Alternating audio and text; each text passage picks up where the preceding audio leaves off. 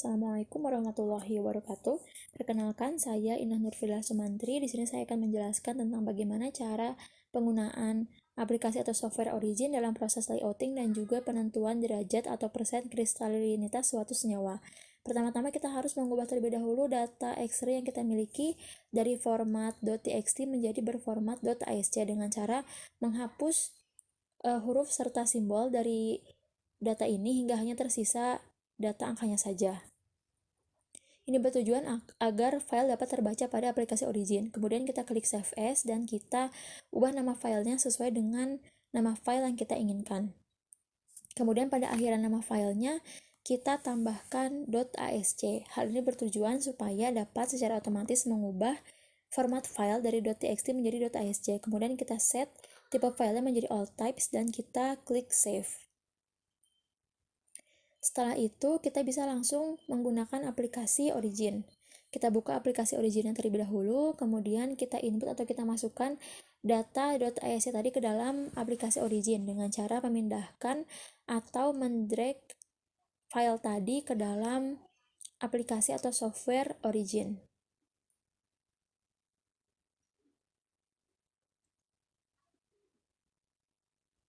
Kemudian, jika sudah, kita bisa memperbesar aplikasi Origin supaya dapat terlihat lebih jelas. Kemudian kita blok terlebih dahulu kolom A dan kita set sebagai sumbu X, dan kita blok kolom B kita set sebagai sumbu Y. Kemudian kita blok kolom A dan kolom B dan kita atur di fraktogramnya sebagai stack length by Y of sight. Setelah itu kita akan masuk ke proses layouting atau lebih tepatnya pada proses smoothing. Kita klik analysis, kemudian kita pilih sinyal processing dan kita pilih smoothing. Kemudian kita pilih open dialog.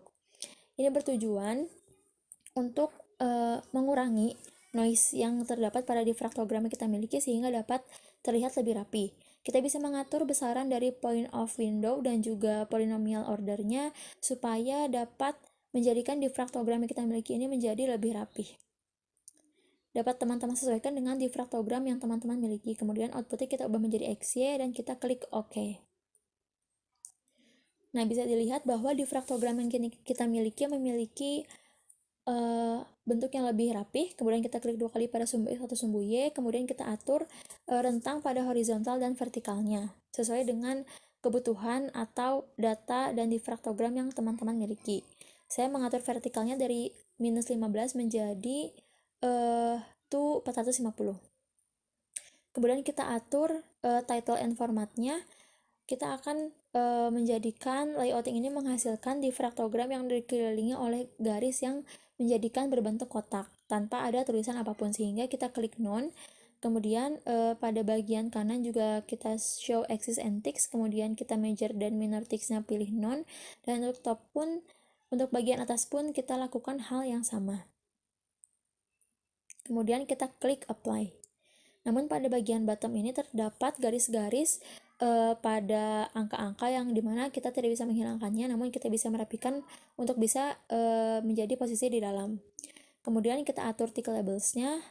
Pada bagian kiri atau bagian left ini terdapat masih ada angka-angka. Kita dapat menghilangkannya. Kemudian kita klik apply. Kita klik OK. Setelah itu kita ubah sumbu Y-nya menjadi intensitas beserta dengan satuannya.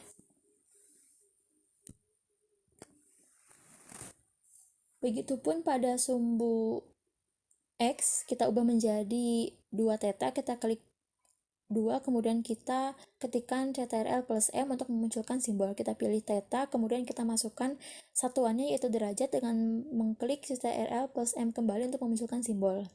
Kita insert, kemudian setelah itu tulisan yang di sebelah kanan ini bisa kita masukkan ke dalam kotak dan bisa kita ubah menjadi nama senyawa yang kita miliki. Karena saya menggunakan senyawa Risterit, saya akan menggunakan nama Risterit. Kita bisa atur letaknya. Dan ini adalah tampilan dari hasil proses layout. Kemudian kita akan masuk ke proses kristalinitas. Kita pilih analisis, kemudian pick and baseline, dan juga pick analyzer, kemudian kita pilih open dialog. Setelah itu, kita akan memilih find peaks.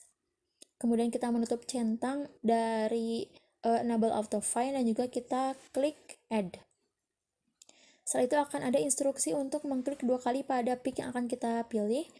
Pada tahapan ini teman-teman harus hati-hati karena usahakan ketika kita mengklik 2 kali pada suatu pick, usahakan sesuai pada garisnya supaya yang teranalisis itu lebih akurat. Kita pilih pick yang paling dominan atau yang paling terlihat saja supaya penganalisisannya pun lebih mudah. Kita pilih beberapa pick. Kemudian jika sudah selesai memilih, kita klik done. Setelah itu kita klik Pix Info. Nah, ini adalah data-data dari pick yang kita pilih, kemudian kita klik OK, kemudian kita klik Next, dan akan muncul tampilan seperti ini. Kemudian kita klik Finish. Nah, ini adalah data derajat atau persen kristalinitas dari suatu senyawa, yaitu senyawa risterit. Kemudian bisa kita rapikan kembali tampilannya. Jika dirasa ukuran angkanya terlalu besar, kita bisa atur. Kita klik 2 kali, kemudian kita ubah size-nya menjadi lebih kecil. Kemudian kita klik apply. Kemudian jika terpotong, kita bisa mengubah posisinya dengan cara menurunkannya atau menggeserkannya sesuai dengan posisi yang teman-teman butuhkan dan teman-teman inginkan. Nah, ini adalah tampilan akhir dari proses penentuan derajat kristalinitas. Terima kasih atas perhatiannya. Wassalamualaikum warahmatullahi wabarakatuh.